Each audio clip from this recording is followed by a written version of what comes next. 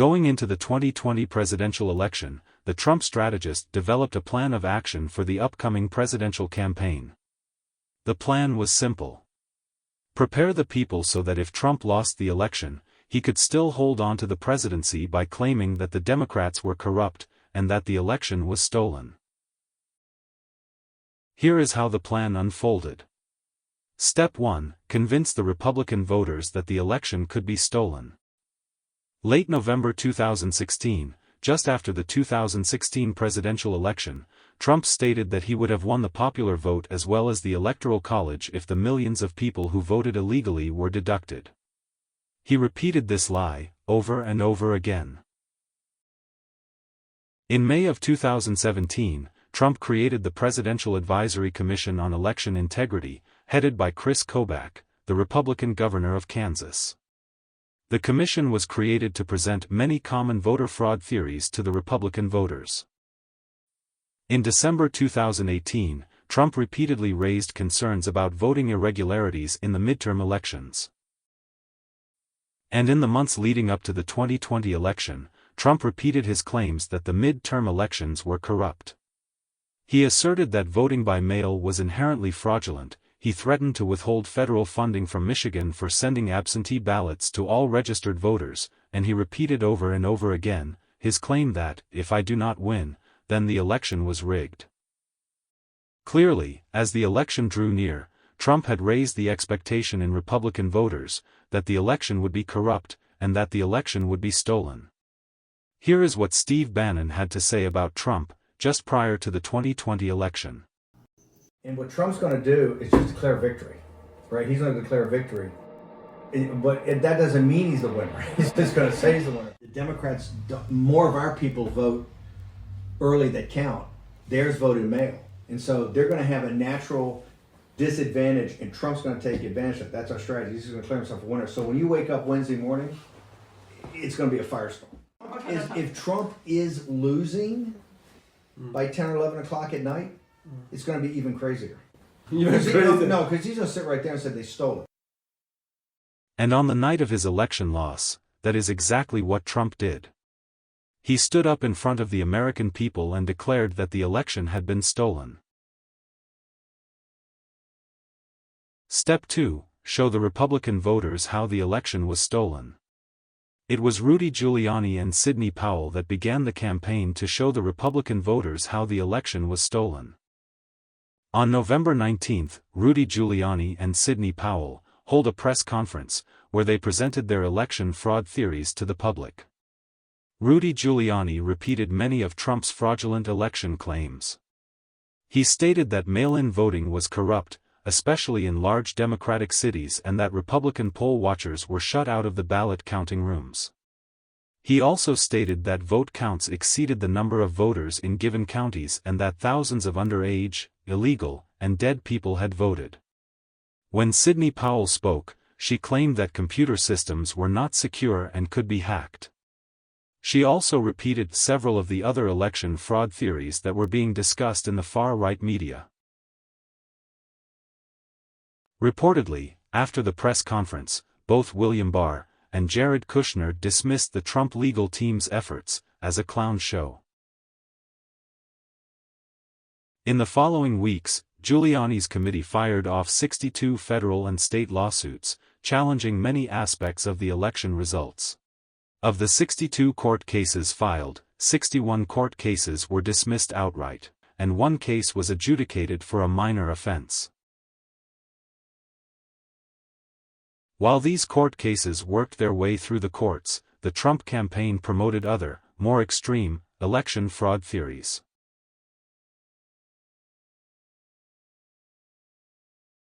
On December 28, according to emails released by the Senate Judiciary Committee, Assistant Attorney General Jeffrey Clark starts promoting the pro-Trump conspiracy theory that Chinese spies used digital thermometers to tamper with U.S. voting machines. Louis Gohmert of Texas voiced a theory that U.S. Army forces seized a corrupt election servers from an office in Frankfurt, Germany, that were being used to change votes. And Sydney Powell pushed a theory that the Dominion voting machines, using Smartmatic software, developed in Venezuela, at the direction of Hugo Chavez, was used to flip votes. On December 29, Congressman Mark Meadows, White House Chief of Staff, emails Rosen and Donahue about a baseless theory alleging that Biden supporters at the CIA used Italian satellites to remotely switch votes from Trump to Biden. On January 1, Chief of Staff Mark Meadows emails Rosen several more times with more theories about the election fraud. He once again refers to the theory that the election was stolen using satellites in Italy. Rosen shares these emails with Donahue, who responds that the claims of fraud were pure insanity. Rosen agrees with Donahue and refuses to act. Meanwhile, Trump continued looking for other means to stop the confirmation of Biden as President of the United States. On December 18, CNN reported that Trump and top aides met with conspiracy theorists, including Michael Flynn and Sydney Powell, to discuss a number of extreme measures to overturn the election results. Trump considered circumventing the Justice Department and naming Powell as a special counsel within the White House. She would investigate the vote-rigging conspiracies that the Justice Department did not seem to be investigating. Trump also considered declaring martial law to move into some swing states and seize their voting machines. Meanwhile, former National Security Advisor, Michael Flynn, publicly called on President Trump to suspend the Constitution, silence the press, and hold a new election under military supervision. During this time, there seemed to be no end to theories on how the election was stolen. One last corruption theme that Trump would constantly voice was that thousands of phony Biden ballots were illegally counted in corrupt Democratic election precincts. Two Georgia precinct workers, Ruby Freeman and Shay Moss, would become the face of that alleged corruption scheme. In late November, the Trump campaign released video footage from a ballot counting center that they claimed showed two clerical workers, Ruby Freeman and her daughter, Shay Moss, pulling thousands of fake Biden votes from two suitcases hidden under a table. Rudy Giuliani later shows video footage of the ballot counting center, and falsely claims that the two women in the video were engaging in surreptitious illegal activity.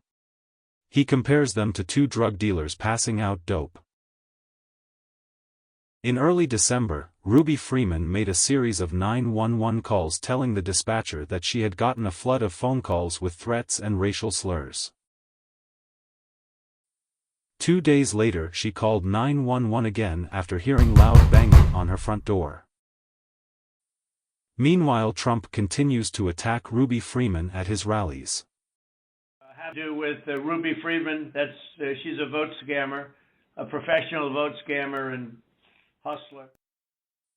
That same day, a Georgia election official, Gabriel Sterling, publicly tells Trump, "Stop inspiring people to commit potential acts of violence. Someone is going to get hurt, someone is going to get shot, someone is going to get killed, and it's not right." Near the end of December, a woman, later identified as Trevian Cuddy, shows up at Ruby Freeman's front door and warns her that if she does not confess to the voter fraud allegations in 48 hours, she will go to jail. A neighbor arrives at Ruby's house and Cuddy repeats that Freeman was in danger and had 48 hours before unknown subjects would show up at her front door. A police officer suggests that Ruby Freeman meet with officials at a police station. At the police station, Cuddy tells Ruby that your freedom, and the freedom of one or more of your family members, will be disrupted. She says you are a loose end for a party that needs to be tidied up. For the next hour, Trevian Cuddy and a man on a speaker phone tried to get Ruby to confess to committing voter fraud. "If you don't tell everything," Freeman recalled Cuddy saying, "you're going to jail." Freeman refused to confess, and demanded that an officer take her home. This whole conversation was recorded by a police officer with a body cam. It was later shown, through careful examination of the video footage, that there was no corruption at that voting precinct, and that Ruby Freeman and Shaye Moss were just doing their job. To add validity to Trump's claim that the election was stolen, Trump pressured Attorney General William Barr to investigate the election and find the corruption. On November 9, Attorney General William Barr issues a memo stating that the Justice Department will look into any credible allegations of election fraud. On December 1, William Barr told the Associated Press that to date, we have not seen fraud on a scale that could have affected a different outcome in the election. Trump berates Barr for publicly admitting that there wasn't widespread fraud. Barr responds by telling Trump that his campaign lawyers are a clown show, and that his fraud claims are complete nonsense. On December 10, Trump retweets a post from a Republican congressman, who said that Trump should order Barr to appoint a special prosecutor to investigate irregularities in the 2020 election. On December 14, William Barr submits his letter of resignation. On December 23, Barr officially resigns, and Jeff Rosen becomes acting Attorney General. Once William Barr had resigned, Trump continues to apply pressure to his replacement, acting Attorney General Jeff Rosen. According to emails released by the Senate Judiciary Committee, a Trump assistant sends Deputy Attorney General Jeff Rosen a document about alleged irregularities in the Michigan election. On December 15, according to Rosen's testimony to the Senate, Trump summons Rosen to the Oval Office and pressures him to take action regarding election irregularities in Pennsylvania, Michigan, and Georgia. Trump also urges Rosen to file legal briefs supporting GOP-backed election lawsuits, and to appoint a special counsel to hunt for fraud. Rosen tells Trump that there is no evidence of election fraud, and refuses to do what Trump has asked. According to Rosen's testimony to the Senate, in a phone call on December 24, Trump tells Rosen to make sure the Justice Department is really looking into voter fraud claims in Pennsylvania and Arizona. On December 26, in a series of tweets, Trump bashes the Justice Department and the FBI for having done nothing about finding voter fraud in the election. According to Donahue's notes, on December 27, Trump tells Rosen and Donahue that they should just say that the election was corrupt and leave the rest to me and the Republican congressman. Rosen pushes back, saying that voter fraud allegations are unfounded, and that the Justice Department can't, and won't, snap its fingers and change the outcome of the election. Also, according to a Senate report, Trump requested Republican Representative Scott Perry of Pennsylvania to call acting Attorney General Donahue and tell him that the Justice Department isn't doing enough about the election fraud in his state. On December 28, Attorney Jeffrey Clark circulates a draft letter around the Justice Department that he wants to send to the officials in Georgia. The letter states that prosecutors found significant concerns with the election results in Georgia, and urges the Georgia governor to call a special session of the state legislature to appoint new, pro-Trump, electors based on these found irregularities. Rosen and Donahue refused to sign the letter. In an email obtained by ABC News, Donahue told Clark, "There is no chance that I would sign this letter or anything remotely like it." Upon hearing this, the Senate Judiciary Committee report concluded that Clark's proposal to wield DOJ's power to override the already certified popular vote reflected a stunning distortion of Department of Justice's authority. Separately, Trump speaks with Kurt Olson, an attorney on the Texas case, directing him to get in touch with the Department of Justice officials about filing a lawsuit that would nullify the election results from several key states. Trump emails Rosen, Donahue, and other Justice Department officials a draft of this Supreme Court filing that would challenge the election results in 6 key states. On December 30, Kurt Olson pressures Rosen to file this complaint with the Supreme Court. Rosen refuses to file the complaint. He tells Trump that the Justice Department has no legal basis to file such a lawsuit. On January 3, Trump met with top Justice Department officials to discuss his desire to oust Rosen in favor of Clark as acting Attorney General. Clark could then advance Trump's voter fraud claims in the Department of Justice. Top officials of the Justice Department threatened to resign if Trump pursues this. And White House counsel Pat Cipollone and his deputy also threatened to resign. As the weeks passed, Trump became increasingly frustrated with the Justice Department officials that were not finding the corruption that he believed to be there. And it wasn't just the Justice Department. Trump also became frustrated with all government officials.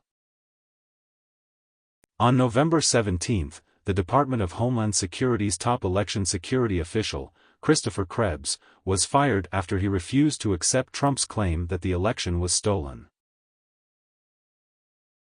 On January 4, Byung-Jin Pak, the U.S. Attorney for the Northern District of Georgia, abruptly resigns. Pak later testified he had been told that Trump intended to fire him because he had investigated voter fraud allegations in Fulton County, Georgia, and found no fraud. Step 3. Have the presidential election overturned in favor of Trump, based on the corruption he had found. Having presented their case that the election was stolen, Trump began pressuring individual states to change their election results. Trump started with the state of Georgia. On December 21, Trump claims that he won, in a landslide, and says, "We need backing from the Justice Department to uncover the fraud." In response to Trump's charges of fraud, Georgia's Secretary of State, Brad Raffensperger, orders an unprecedented signature match audit of Cobb County.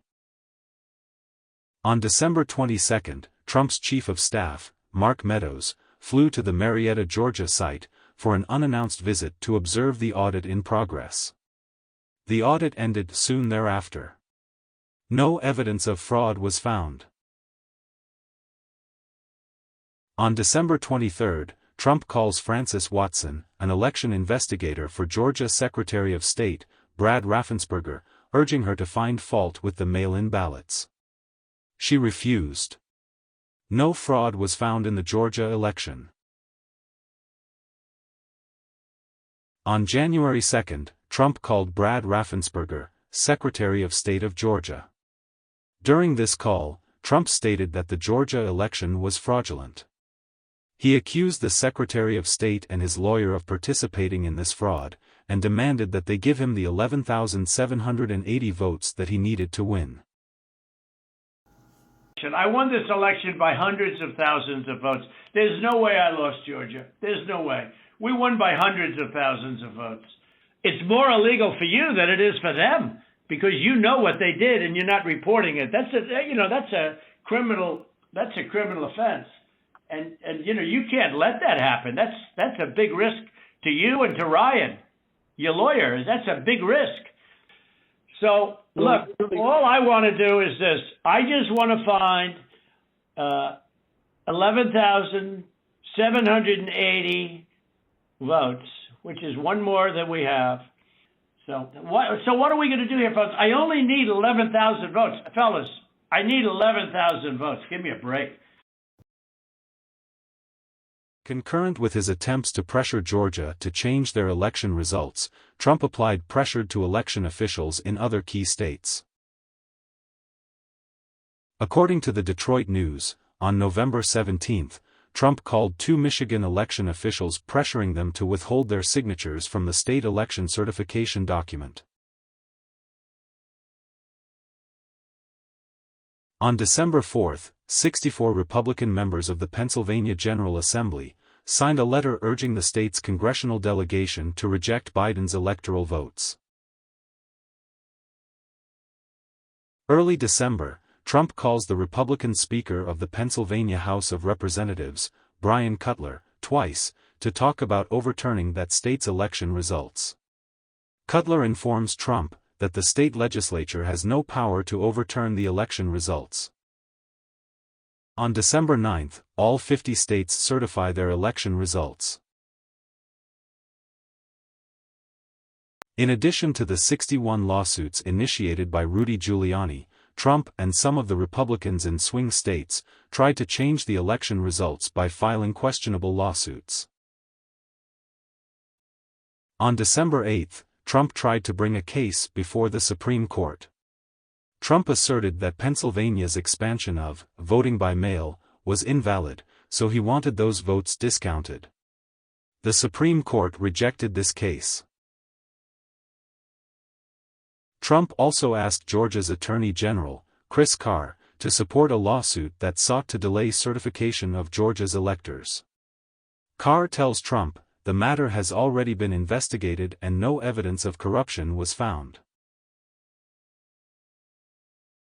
On December 11, the Supreme Court rejects a suit, brought by Texas, to overturn the results in several Democratic states, because of alleged voter fraud in those states. One tactic used by Trump and his Republican supporters was to get some of the Democratic states, whose legislatures were controlled by Republicans, to select an alternate set of Trump electors.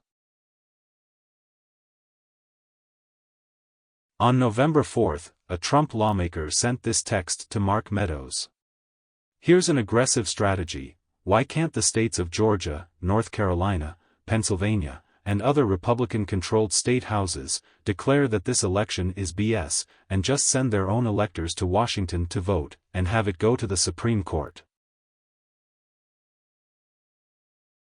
In November, the Trump campaign calls for Republican state legislatures of swing states that voted for Biden to dispute the results before they can be certified. They should also elect an alternate slate of electors that could be sent to Washington. This is now being investigated by the U.S. Justice Department. On November 22, Trump falsely asserted that large numbers of non-citizens, non-residents, and dead people had voted fraudulently.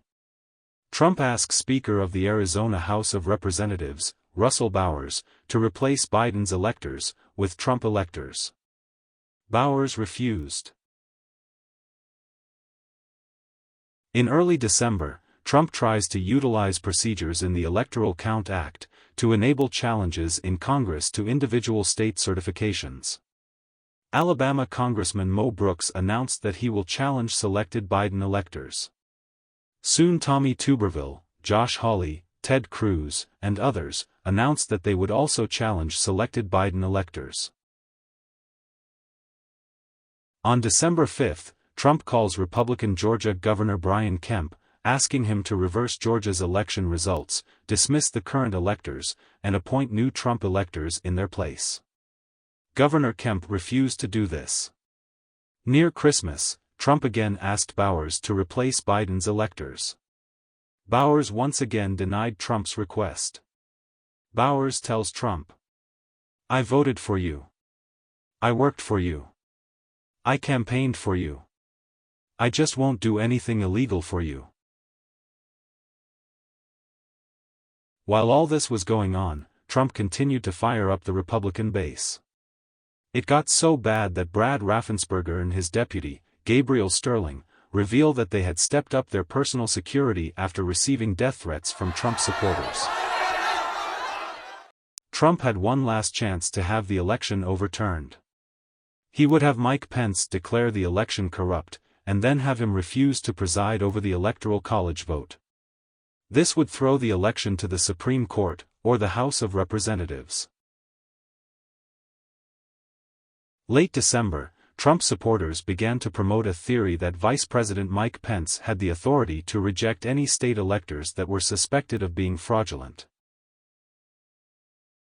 Vice President Pence was approached by Trump and Republican leaders with a proposal to void the elections of certain fraudulent states. Trump asked Pence to reject Biden's electoral votes. Pence tells Trump, "You know, I don't think I have the authority to change the outcome of the election."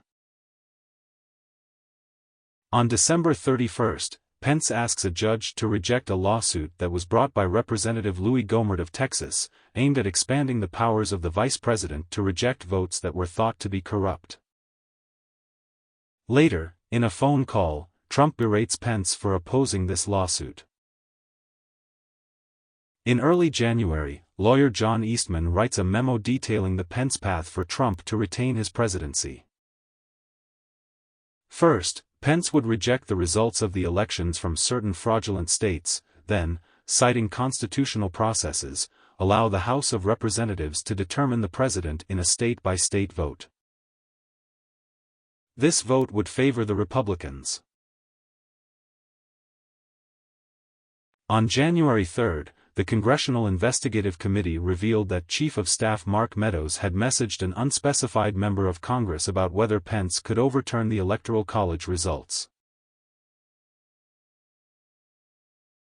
On January 4, Trump met with Pence and John Eastman in the Oval Office. Eastman pitches Pence on the legality of their scheme to declare Trump the winner. Pence could do this while presiding over Congress during the counting of the electoral votes. Later, responding to the pressure being applied by Trump and the Republican Party, Vice President Pence consults with former Vice President, Dan Quayle, about his power to overturn state elections that were deemed fraudulent.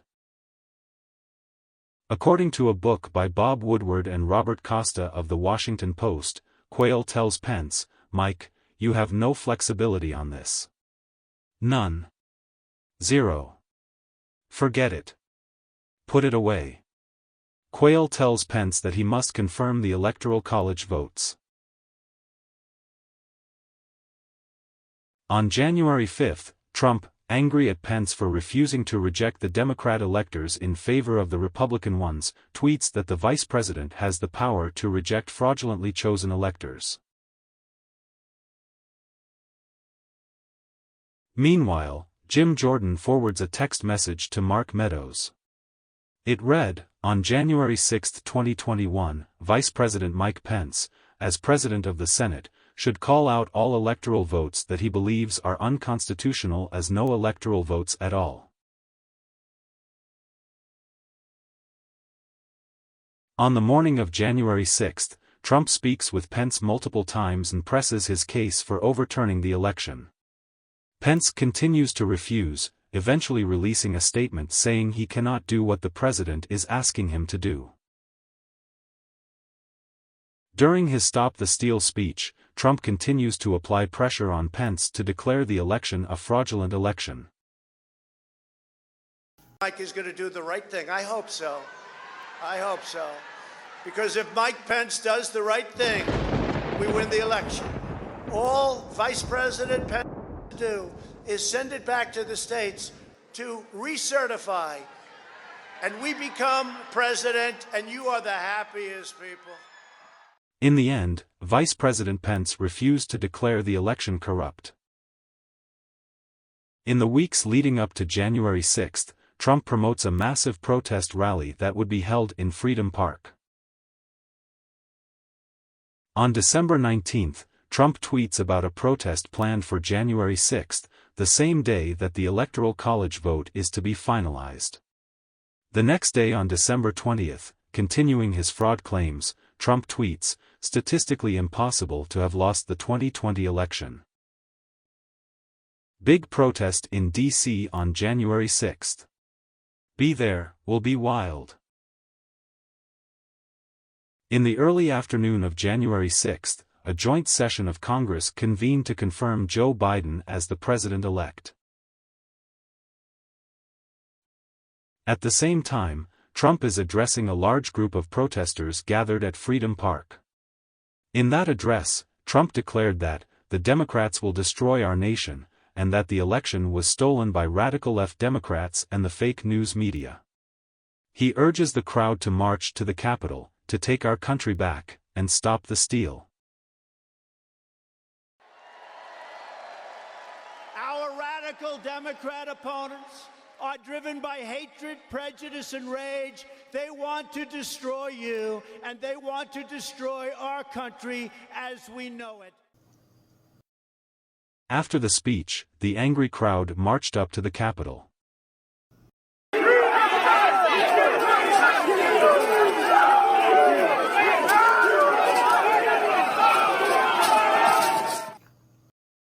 Soon after the rioters reached the Capitol, the members of Congress were escorted to a safe location within the Capitol building.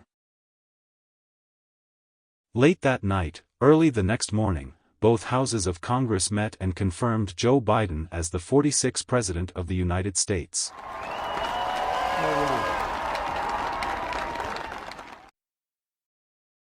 In conclusion, perhaps the most amazing thing about all of this was that none of the attacks against Democrats, and none of the claims of election fraud, were ever proven true. None. Yet millions of people still believe the election was stolen, not because of any proof that the Republicans found, because they found no proof whatsoever. They believe the election was stolen, because Trump told them that the election was stolen. In the end, Trump's plan to have the election voided and have the election outcome determined by a state-by-state congressional vote failed. It failed because a few Republican officials in key positions of authority did the right thing. And what happened to the perpetrators of this Stop the Steal campaign? Currently, Donald Trump has been charged with 91 felony counts across 2 state courts and 2 different federal districts.